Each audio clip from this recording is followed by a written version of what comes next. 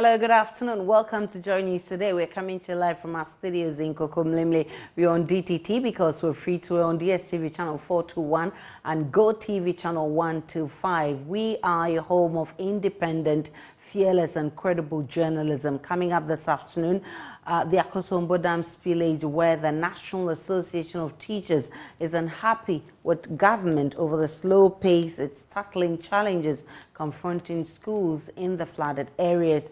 We'll hear from the GNAT president and the education minister, Dr. Agadi, who has been meeting students and teachers in some flooded communities.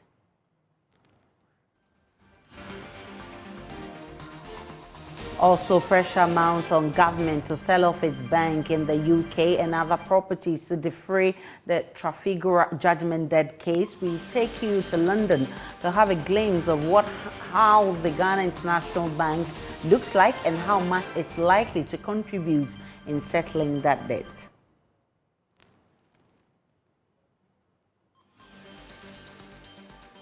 Plus, the Conference of Heads of District Directors of Education take on government for non-payment of capitation grants, saying they're having to rely on their own pockets to run their offices and schools. More as Upper West Regional Minister describes as an affront to the chiefs and development of the Upper West region, the absence of Education Minister from the just ended 30th Annual Conference held in the region. And Chief Justice Gertrude Tokono charges judges to update their technological know-how in the face of growing cybercrime cases in the country in order to ensure justice delivery. Through our learning scope with regards to electronic evidence, extremely wide.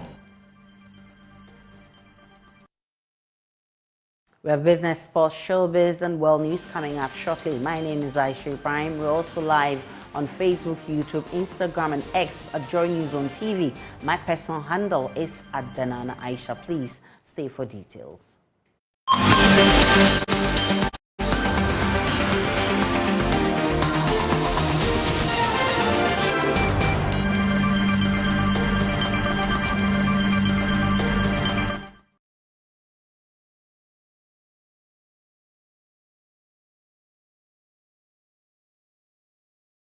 Many thanks for choosing us. The Ghana National Association of Teachers say it is not happy with government's slow pace in responding to challenges confronting schools in the flood-affected areas. Flood resulting from the Akosombo and Kpong Dam spillage has submerged many classrooms in the affected communities, while others now serve as temporary accommodation for displaced residents at the safe havens. The situation has compelled school children to skip school or take lessons under trees. The Minister of Education, Dr. Agadi, on a tour of the affected areas, has assured of government's commitment to bringing normalcy to the situation. Ivy Setoji has more.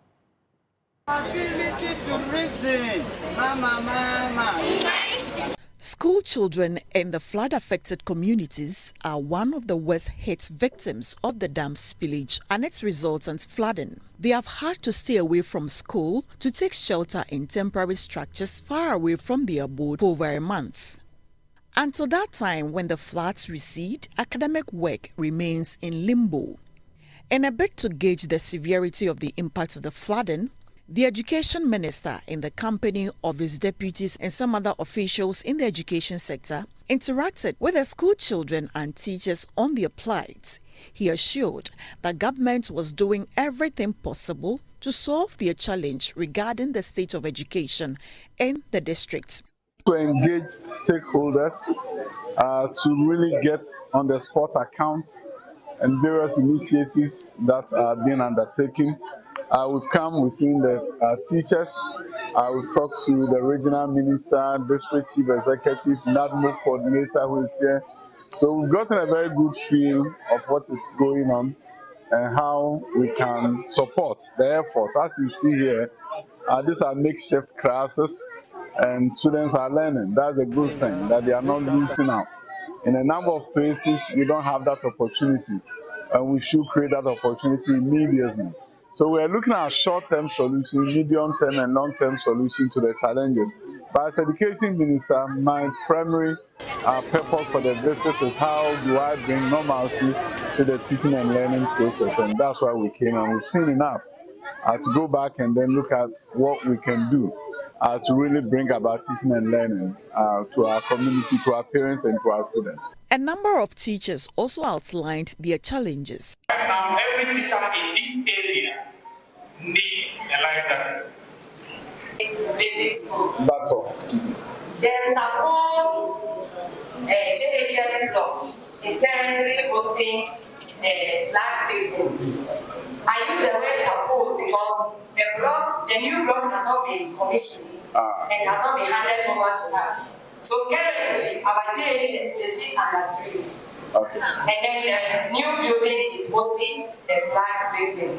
So I want to appeal that the place should be commissioned and then handed over to us in June. My school is captured as safe haven, but the road to safe haven is not. Some school buildings have been submerged. Teachers and students have been displaced. Teaching materials have been destroyed in the floods. There remains lots of anxiety among teachers, school children and parents concerning the future of education after the floods. Ivy Setsoji's report for JoyNews. But the Ghana National Association of Teachers says it is not happy with the slow approach by government. Speaking to JoyNews, NAT President Reverend Isaac Owusu says the association has donated some 150,000 cedis to some 300 displaced teachers in the affected areas as it calls on government to resolve the challenges.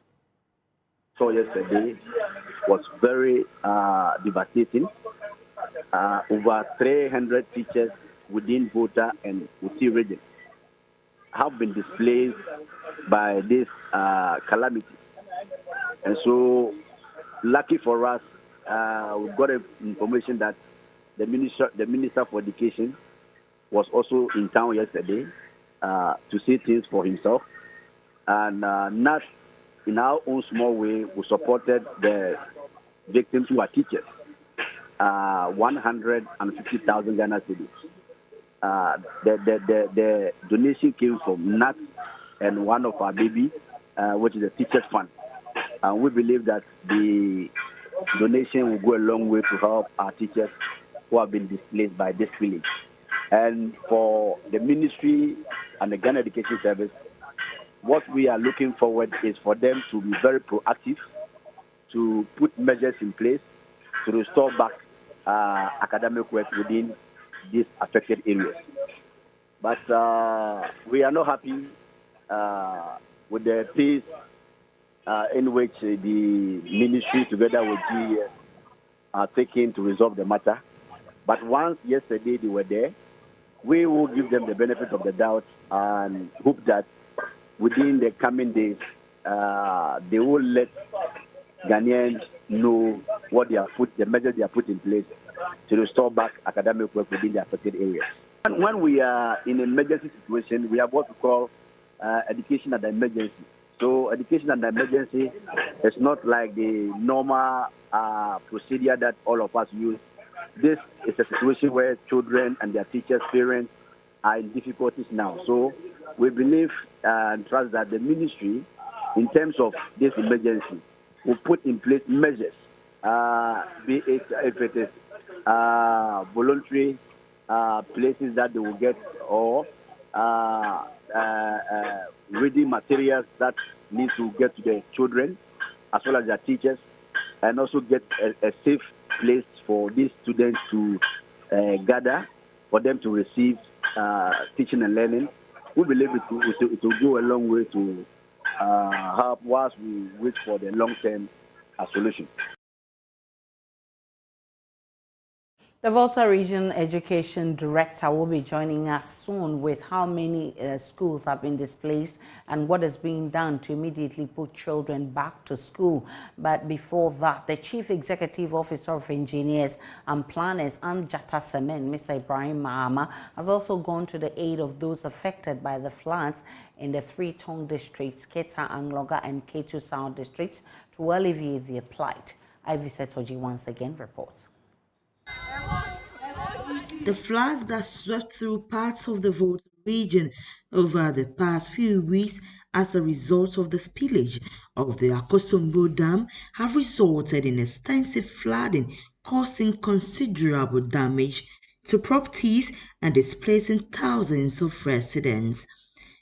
Speaking on the initiative at a Debar of Chiefs and People of Mepe, Mr. Ibrahim Mahama expressed his concern for those who have suffered due to the floods and recounted how he started his company.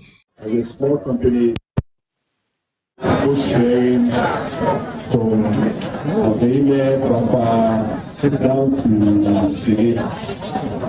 Unfortunately, I started it in 1997 when I was a young man. So when this disaster hit, I just said, look, I need to pay back from where I started the company from. So if you see me here, especially even when my mother comes from here as well, I'm here to support you as my motherland. Receiving the items on behalf of the community, the DCE for North Tong, Divine Osborne Fenu, thanked Mr. Ibrahim Mahama and his team for the massive donation. He said the donation has put more smiles on the faces of the affected. Any relief item that comes, we should do it together, and we are not doing politics with it. There is no NDC, there is no MPP, there is no CPP. We are doing it together as a group. We have definitely decided yesterday. The MP was in attendance at that meeting where we formed the Relief Administration Committee to see to the harmonization of all relief items that we have so that we have equitable distribution among all affected communities.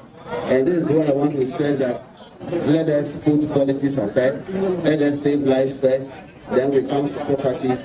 Then I believe with this, North Tong shall rise again. I thank you for coming. May God bless us all.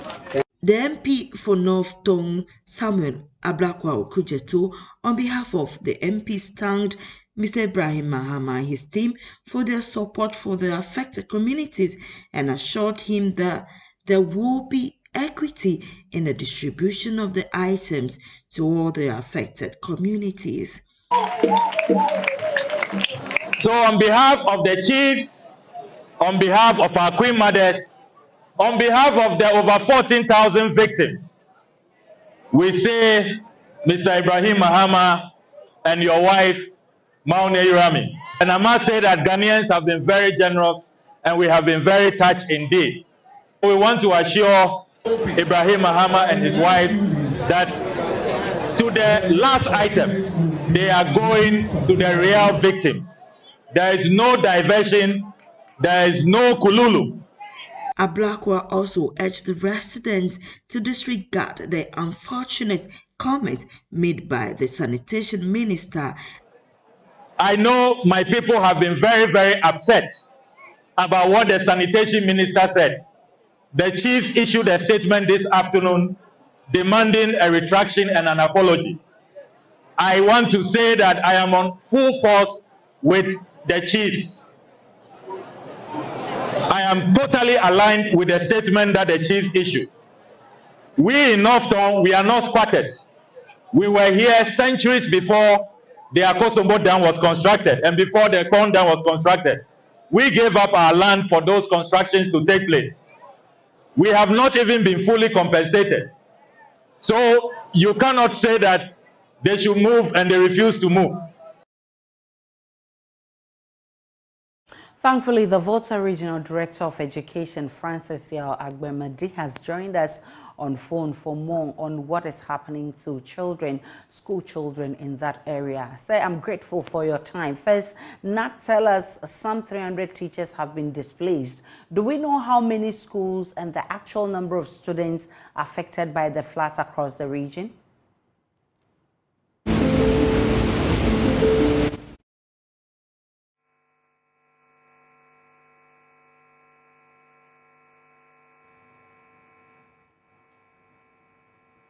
All right.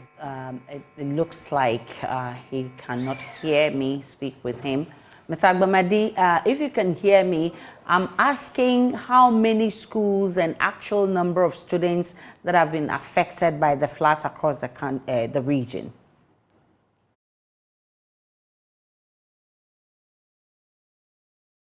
So we'll try and get Mr. Agbammadi back on the line to tell us more about what is happening to school children in the area.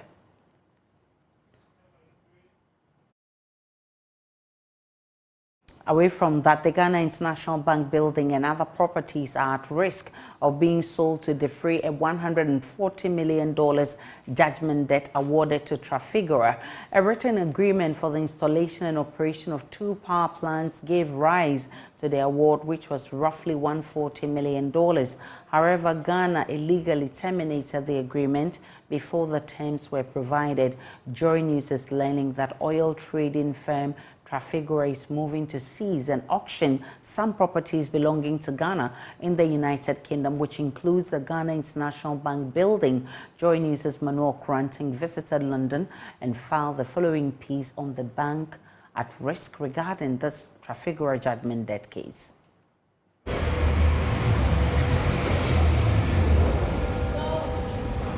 This is the entrance to the Ghana International Bank here in the heart of central London in the UK. It sits within a 6-story property popularly known as Regina House, which the government of Ghana currently owns and controls. But that ownership and control may be coming to an end soon. Regina House is part of 5 other properties which the government of Ghana owns and controls in the UK, which have been attached for the purposes of being auctioned to defray a $140 million judgment debt owed to Trafigura. In January 2021, Trafigura obtained a judgment debt to the tune of over $160 million against the government of Ghana for illegally terminating a contract for the installation and operation of 2 power plants in the country. In January 2021, Trafigura obtained a judgment debt to the tune of over $160 million against the government of Ghana. This was in connection with the government's illegal termination of a contract for the installation and operation of 2 power plants in the country. After over 2.5 years, negotiations and renegotiations, and a plain attempt by the government of Ghana to block the execution of that judgment debt award, it perhaps is time. Trafigura is moving to auction these properties. At least 2 of the properties on the list of 5, which include the Ghana High Commission and the Chancery, are protected by diplomatic immunity. But Regina House isn't, and may well be on its way to a new owner, Trafigura. From Central London, my name is Manuel Confronting, reporting for JoyNews. Speaking on PM Express last night with host Evans Mensah, former Power Minister Kwabena Donkor said there was no requirement for government to put down a guarantee. He explained that the Trafigura was the cheapest emergency power plant brought in to the country at that time. There was no requirement for the government of Ghana to put down a guarantee. And then again, the total capacity charge made up of capital recovery, fixed O&M, non-fuel variable O&M came to 4 cents per kilowatt hour. It was the cheapest at the time of all the emergency power plants we brought in. And so it couldn't have been on the basis of cost.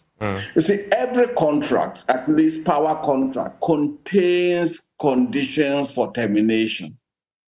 My worry at the time, and I raised the alarm, was that this letter signed by the then Minister of Energy, Honorable Ajako Boache, stated that Trafigura, or Ghana Power Generating Company, which was the subsidiary we have signed a contract with, had not obtained all the necessary energy commission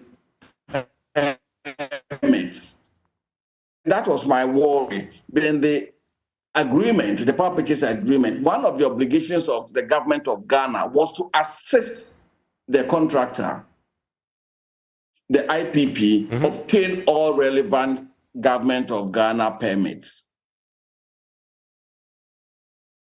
You heard former Power Minister Dr. Kwabena Donko. We can now go back to our earlier story on floods in the Volta region and find out what is affecting students and school children over there. I've been joined by Volta Regional Director of Education, Francis Yawagbamedi, and he'll be telling us more. Say, I'm grateful for your time. NAT tells us that some 300 teachers have been displaced, but do we know how many schools and the actual number of students who have been affected by the floods? Thank you very much. We have about 32,379 people who have been affected either directly or indirectly. I'm talking about indirectly because communities who have been displaced are being housed in some of the schools. That's disrupting teaching and learning in those schools. Then there are some schools that have also submerged. And so those schools are not having classes being organized for them.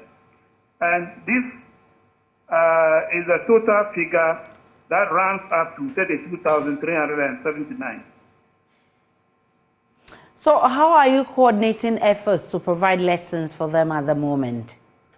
We are collaborating with other stakeholders to provide both long-term and short-term measures towards addressing disruption in teaching and learning.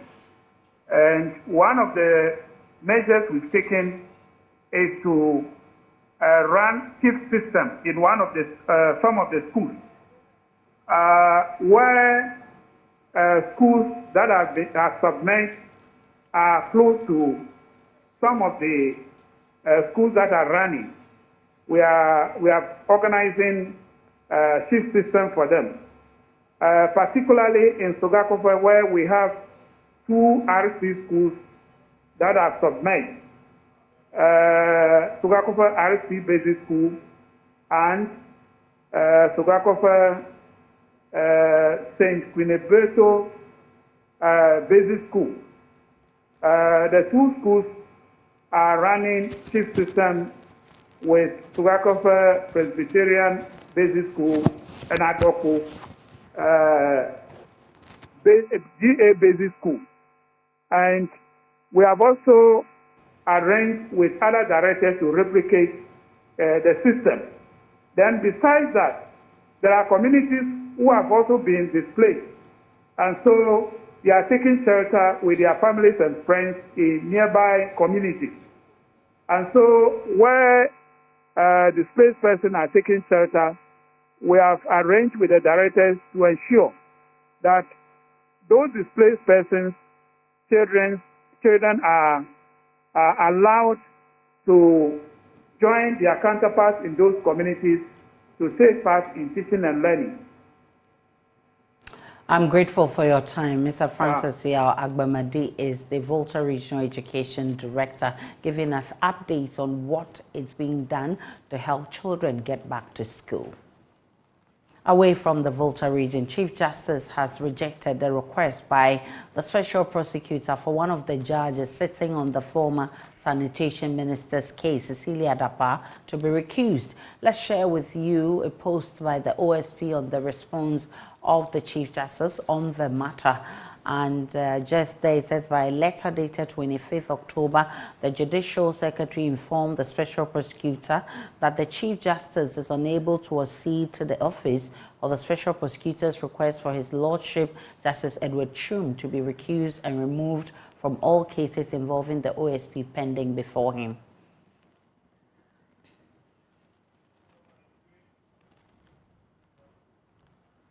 There's definitely more and updates on this that we'll be sharing with you in our subsequent bulletins. Right now, Deputy Minister for Lands and Natural Resources, George Mrikuduka, says attacks on mining concessions by illegal miners in host communities threatening investments in the sector. Asanko mine in the Ashanti region has in recent times clashed with Tonto Krom community miners over their concession. During a working visit to the area, Mr. Duka condemned the invasion of the concession, describing the act as illegal. Here's a report by Nana Boachi Dankwayado. There has been hostilities between illegal miners of Tonto Krom and Asanko mine over mining concessions in the Mansum Kwanta area. The community miners invade the concessions, resulting in violent clashes. According to the Deputy Minister for Lands and Natural Resources, George Mrikuduka, the government frowns on such invasion of mining concessions. The world is, in a way, growing to an extent of companies, community relationship having a central point, and where the central point is not conducive enough, you have agitations here and there. So you tend to come and find means of meeting stakeholders, like Tonto Krom as an example, a typical example, where a community is tending to agitate against the company. The company is saying, you're occupying my concession, I need to have the space to operate. They are also saying that you came to meet us here and we cannot just leave. Where do we go and all that? We have to also work, and we cannot entertain illegalities on concessions. Once the investor comes and is given the opportunity to mine by giving a legal permit, we have to guide and support that investor also to operate legally. According to him, the government will establish a community mining scheme in the area to ensure such illegalities end. Today, for example, during our interactions, we've resolved that we'll find a more permissible place for the Tonto Krom community to take it as community mining, if they will also leave where the Asanko has also earmarked for their operation. Managing Director of Asanko Mine, Charles Amwa, pleaded for increase in security at the mining site. Our plea to the government is to continue to implement policies that will ensure that mining companies operate safely. I mean, to ensure the safety of its equipment, employees, and then also to ensure that the environment is very safe. At the end of the day, our vision and our aim is to have that cordial relationship with our stakeholders, which include the government, community, and then our employees. The DC for Amansie North, Clement Opoku Jemfi, says the Assembly will prioritize the establishment of a community mining scheme to curb the illegal invasion. I spoke with the Minister, and even the last bit of my conversation with him, we had a plan. And so I will not say I will assure them, but at least we are very optimistic that we will give them a well-regulated mining activity instead of what they are doing there. And that is a solution, that's the best way to go. So the community mining that they are asking for is not far-fetched. We will ensure that they get community mining. For JoyNews, Nana Boachi Dankwayado, Kumasi. Let's do more on education. National President of the Conference of District Directors of Education, Bernice Ofori, has expressed worry over the non-payment of capitation grant. She says the situation has forced the directors and heads of schools to run their offices and schools from their own pockets. JoyNews' Upper West Regional correspondent Rafiq Salam reports.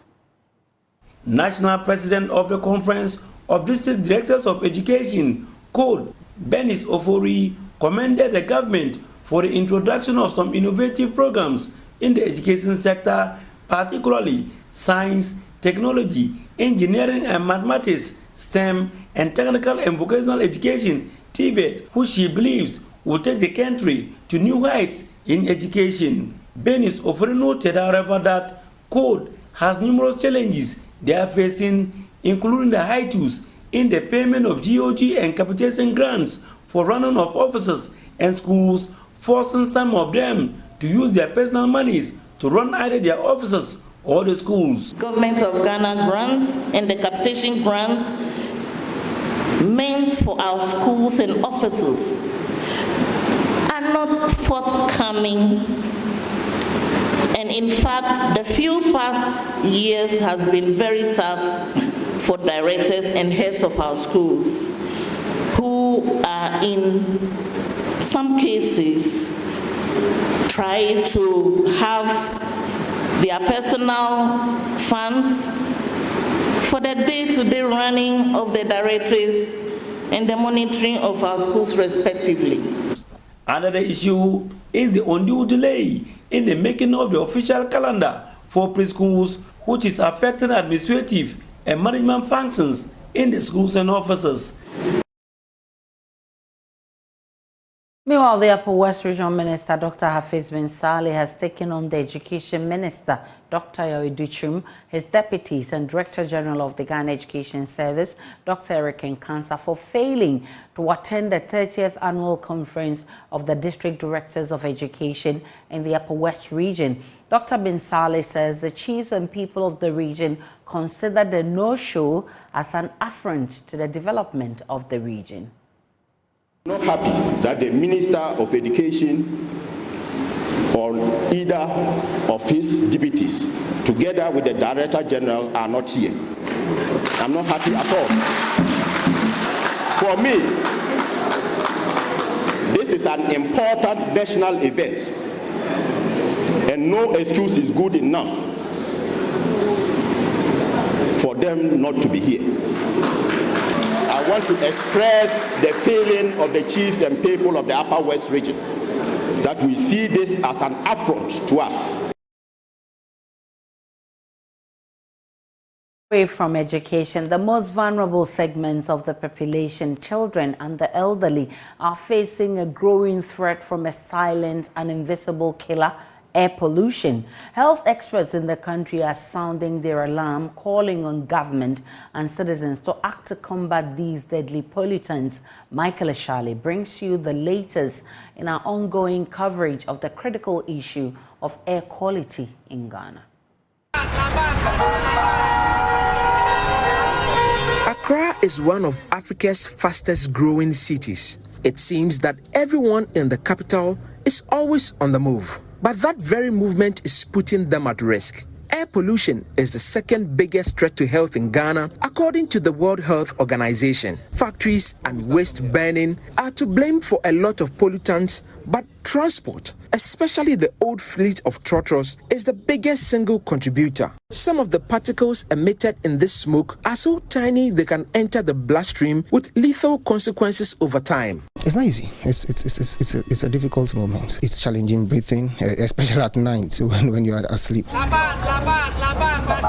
Ruben Alexander has asthma, a life-threatening illness that constricts airways. Now 44 and an accountant with the University of Ghana Medical School in Kolebu, Otu says he was first diagnosed as a child. It was not a big surprise. Otu's mother had fought asthma for years before it finally took her life. Soon after, Otu's doctors told him he too had the disease. He is one of a growing number of Ghanaians with respiratory illnesses and a range of ailments, including heart conditions that doctors say are worsened by toxic air. Otu has to think all day, every day about avoiding triggers. You encounter different kind of cars with their smoke from their exhaust pipes, very bad, and they are not the best. The journey is far from comfortable, and with the emission of poisonous gas from the carbon-fueled engines, not even his nose mask can save him. Protect myself from the dust in the system, the dust in the weather conditions in around here. It would help me to at least have a clean breath of air. So that's why I normally put on my nose mask. And especially when I use the throat and stuff, people might come in with all sorts of perfumes in which might not be that best for me. We'll take a break on JoyNews today. When we return, there is more coming in business.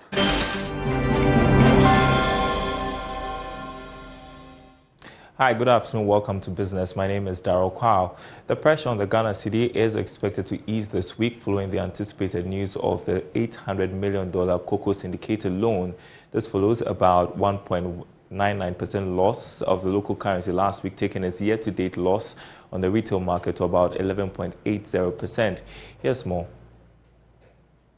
Analysts believe the expected inflow of the first tranche of the cocoa syndication loan would soften the pressure on the local currency. Again, the 39 bi-weekly bulk oil distribution company's FX auctioning, slated for this week, will help slow demand and cushion the cedi. The Bank of Ghana has been intervening in both the spot market and the forward forex auctioning. For instance, it intervened in the market with $4.25 million, but that could not hold up the cedi as it registered a weekly loss. On the international currency market, the US dollar has appreciated in recent months, helped by resilience in the US economic activity and safe haven demand due to the slowdown in China. Meanwhile, some market watchers and analysts still believe the local currency will end 2023 at 11.60 pesos to the dollar. Yango has marked this year's Breast Cancer Awareness Month with a free breast cancer and general health screening for partner drivers and their families, as well as some students of the University of Ghana. The initiative, dubbed Yango Health Drive, forms part of the company's commitment to ensuring the safety and well-being of its partner drivers, as well as the general public, especially young women. Over 200 beneficiaries took part in the screening activity, which was held in partnership with Standout Care, a health-based non-governmental organization, and J. Nelson Accra Hall of the University of Ghana. There was breast cancer screening for both men and women, as well as checks for diabetes, malaria, hepatitis B, dental care, and general dietary counseling, all sponsored by Yango. Dr. Patrick Fain is founder and team lead at Standout Care. Today is one of many partnerships we've had with Yango and many more to come. As everybody knows, it's Pink October month, a month earmarked for breast cancer awareness. And Yango has showed tremendous interest in women's health by wanting to raise awareness about this condition. And so we've been talking over the last few weeks, and today it has finally come to fruition. We are at the J. Nelson Accra Hall. The target is to screen at least 200 young people, both men and women. Some of the beneficiaries spoke to Joy Business. I think having a regular checkup helps the individual to know. You see, when you have you are able to identify certain sicknesses early, you are able to terminate it and then prevent it from exacerbating. We thank Yango and all the other partners for supporting us, because this is actually like a good initiative. Yes. We thank them for supporting us and partnering with us here. All right, that's it for this segment. Sports is up next. Don't go anywhere.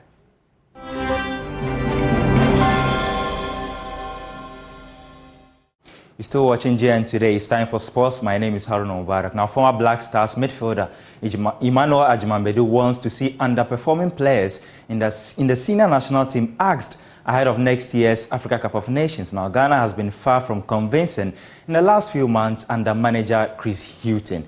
And the recent back-to-back defeats to Mexico and the United States of America have raised further concerns. Now, Hughton is now under pressure to rack up wins against Madagascar and Comoros in November's 2026 World Cup qualifiers.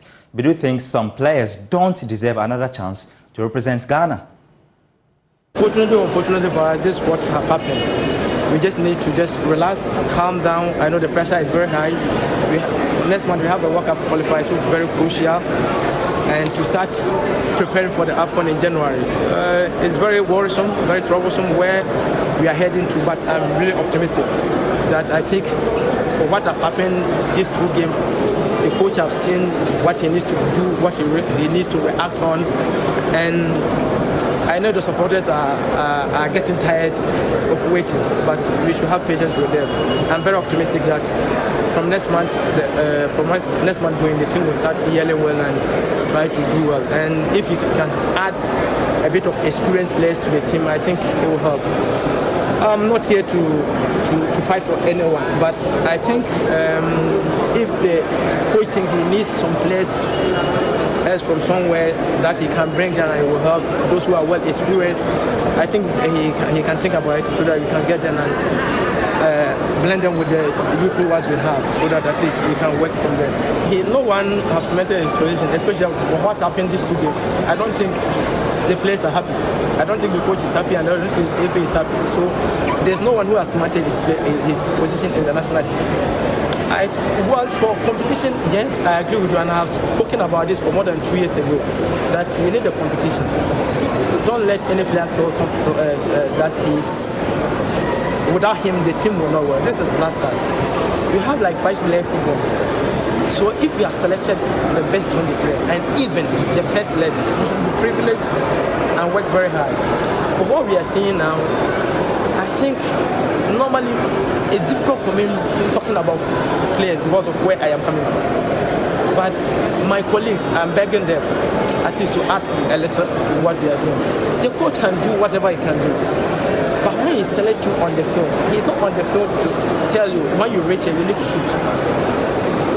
Now what we are relying on is on individual brilliance, which is not helping the team. So the kind of players we are relying on, if in case on that particular day they have a bad day, what will happen to the team? For more, you can head on to myjoyonline.com/sports. My name is Harun Mubarak, and that's your sports.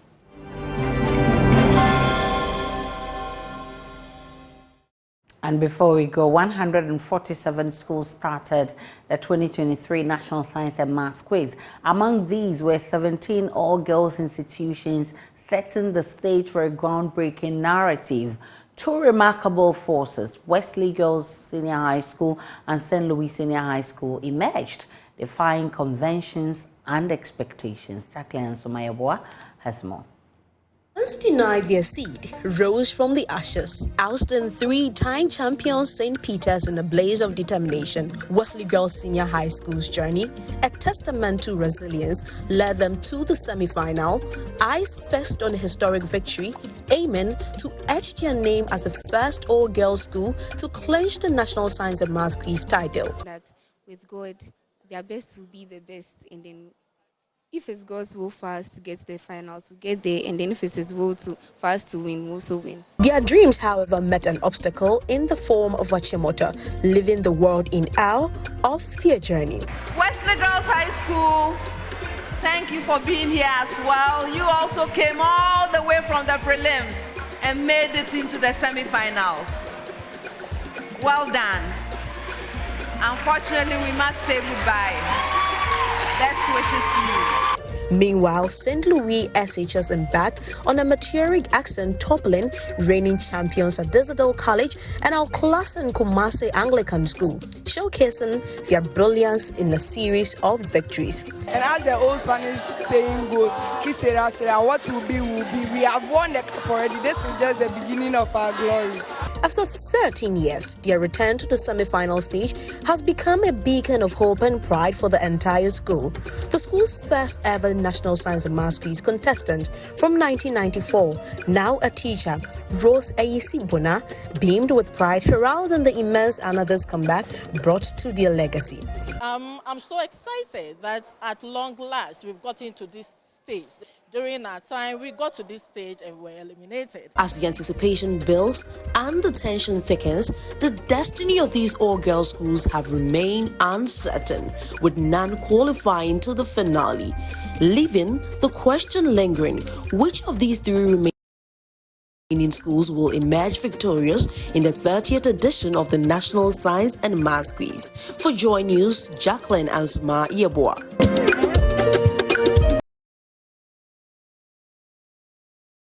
That's how we wrap up the bulletin this afternoon. My name is Ibrahim. Log on to myjoyonline.com. There's more of the news and updates of all the developing stories. To enjoy the rest of our programs.